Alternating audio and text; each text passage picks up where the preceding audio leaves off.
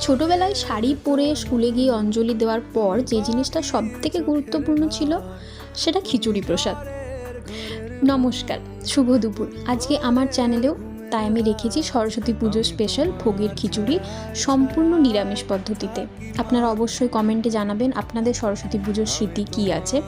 এখন বড় হওয়ার সাথে সাথে সরস্বতী পুজোর স্মৃতি অনেকটাই পাল্টেছে, আমরা অন্যভাবে এখন সেলিব্রেট করি। তো আজকে আমার লাঞ্চের মেনুতে ছিল খিচুড়ি এবং আমি থালা পাতায় পরিবেশন করেছি ছোটোবেলার একটু স্মৃতিটাকে ফিরিয়ে আনার জন্য। খিচুড়িতে ভরে ভরে আমি শীতের সবজি দিয়েছি, আদা বাটা, টমেটো, কাঁচা লঙ্কা বাটা, ঘি আর গরম মশলা। আর চালটা ছিল গোবিন্দভোগ চাল আর ডালটা ছিল মুগ ডাল। খিচুড়ির সঙ্গে সাইডে রেখেছিলাম অল্প বেগুন ভাজা। বেগুন ভাজাটাতে আমি একটুখানি ধনে পাতা, একটু পোস্ত ছড়িয়ে গোল গোল কেটে ধনে পাতাটা তার উপর দিয়ে আমি বেগুন ভাজা সার্ভ করেছি। তার সাথে রেখেছিলাম গোল গোল আলু ভাজা। আলু ভাজার উপরেও হালকা পোস্ত ছড়িয়েছিলাম।